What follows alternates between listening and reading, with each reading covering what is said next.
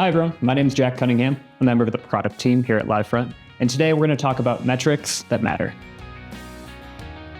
It's never been more critical to steer clear of vanity metrics and focus on what genuinely drives our products forward. Here, I'll offer up a new view of product impact measurement that will provide you with the tools to create a narrative that will make it easier to share the content and context of your work.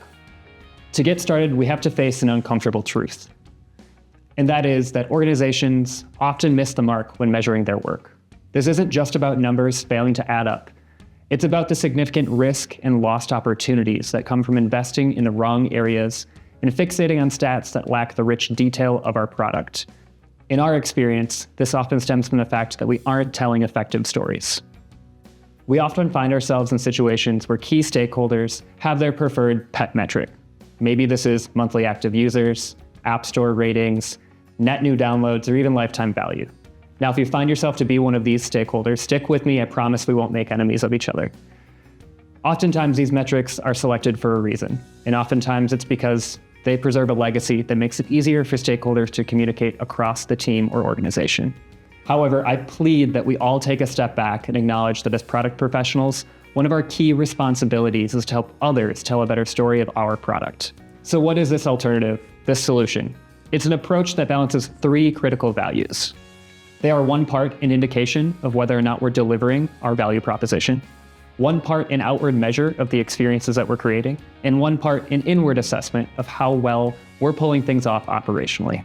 Measures in these three areas are often the most powerful unlock for assessing if we're doing what we intend to, providing our stakeholders with the ability to make clear decisions. Here, I'll dive into each of these three areas, and towards the end of our time together, put this into practice with a key example. First, let's lean in on the value prop indicators. This component is intended to emphasize or signal if your unique value proposition is actually being delivered. To track this, oftentimes we have seen the most successful teams turning towards things like the North Star framework or the product engagement score. Rather than being dogmatic about which measure is superior, the best of all have one thing in common. And that is, they aren't focused on the event that serves you, the business, most directly, that moment of monetization or conversion. Rather, they're focused on the moment in which a user is able to achieve their first dose of value, with that committed belief the monetization or conversion will follow. Successful teams prioritize leading indicators over lagging ones because leading indicators can give immediate feedback and predictive insights into future performance. Where on the other hand, lagging indicators only provide data on past performance, leaving you without the timely ability to adjust. As a team, you should work to identify which leading indicators exist in your product and ensure the first part of your measurement schema accounts for that value proposition category. Next, we have the outward experience indicator, a measure of consumer experience. It's key to note that the consumers are always comparing our work against not just our near competitors, but even more distant digital product leaders as well. Successful teams are keenly watching and measuring themselves with this understanding. This is where we see teams turning to UX benchmarking as one of the means to track this. Through regular user experience research and benchmarking, we ensure that our team is staying on top of the comparisons being made so that we don't only meet expectations, but we're creating experiences that go beyond utility and create emotional relationships that last. It's key that we assess ourselves against real, tangible insights derived from our consumers, simply because we can't get that information anywhere else. It must come from them. This is why establishing continuing research benchmarking is one of the best ways to do it. As a team, select a metric or a measurement that takes a look at that outward measure and ensures that you're always staying on top of those evolving external opportunities. The bottom line is, it isn't enough to just measure if your product is delivering value, as consumers are comparing the experiences you provide against those that they are experiencing in most other digital properties as well. If this isn't a key input in your measurement of your product, you're leaving your team greatly exposed. Lastly, we turn our attention inward once again to identify the operational measures. This is about our teams, their willingness, their satisfaction, and their enjoyment in bringing our product to life. It's about supporting not just the output, but the people and process that make it all possible. Implicit in this indicator is an assessment of if you're doing it the right way. Are you actively cultivating an environment in which great product and great work can be done? Or are you incentivizing brittle production for the sake of just shipping code? Those who find themselves with negative trends here are most often creating great opportunity risk for themselves that will keep them from acting on the opportunities that they discover elsewhere. This is where top teams turn towards internal audits and employee satisfaction surveys. When brought together, a fairly clear picture is painted, allowing you to see the environment that is creating your product. At Livefront, we assess all of our work against leading design, engineering, and product tenets that allow us to evaluate how effectively a team is able to deliver. Marry this with the employee satisfaction, and you'll easily be able to track the operational environment over time.